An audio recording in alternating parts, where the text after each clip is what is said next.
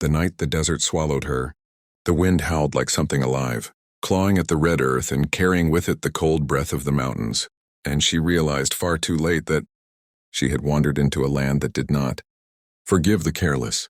Her boots were torn, her mouth cracked and bleeding from thirst, her thoughts unraveling in whispers she could no longer trust, and when she stumbled down the rocky slope and collapsed beside a dying mesquite, she truly believed this was where her name would vanish from the world. She did not hear him at first. The Apache warrior moved like shadow and smoke, his presence folding seamlessly into the rhythm of the night, his dark eyes watching as she trembled and tried to pray in a language she could barely remember. He had followed her trail for hours, not out of curiosity but necessity, because nothing crossed this land without consequence, and nothing survived it alone. When he finally stepped into the firelight of his camp, her breath caught, not from relief but from instinctive fear, the kind buried deep within bone and blood. He was tall, broad-shouldered, his chest marked with scars that told stories written in violence and survival, his long black hair bound loosely at the nape of his neck. The fire illuminated his face in sharp angles, making him look unreal, ancient, as if he belonged more to the desert than to the world she had come from.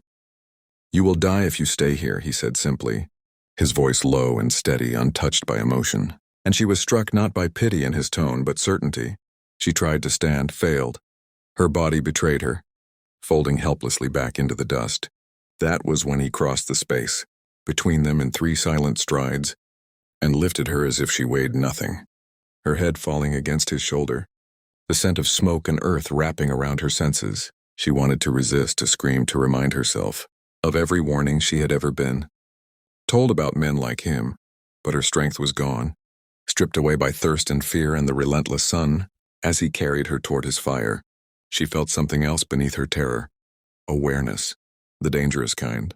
The kind that tightened her chest and made heat bloom where none should be.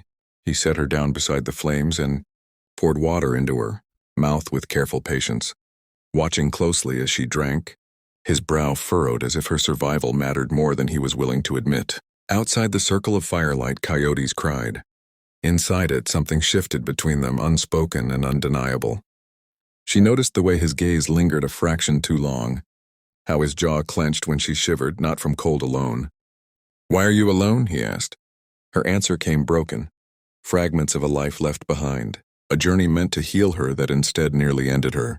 He listened without interruption, his expression unreadable, but when she finished, silence fell heavy between them, thick with something that made her pulse race.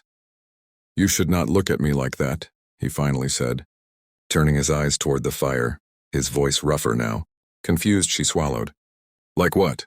He exhaled slowly, as if restraining himself took effort, and when he looked at her again, there was hunger there, raw and frightening, restrained only by will. "Like I am not dangerous." Her heart thundered. The fire cracked. The night closed in, and she realized with a strange, unmistakable certainty that being found by this man might save her body, but surrendering to what stirred between them could cost her soul or claim it forever.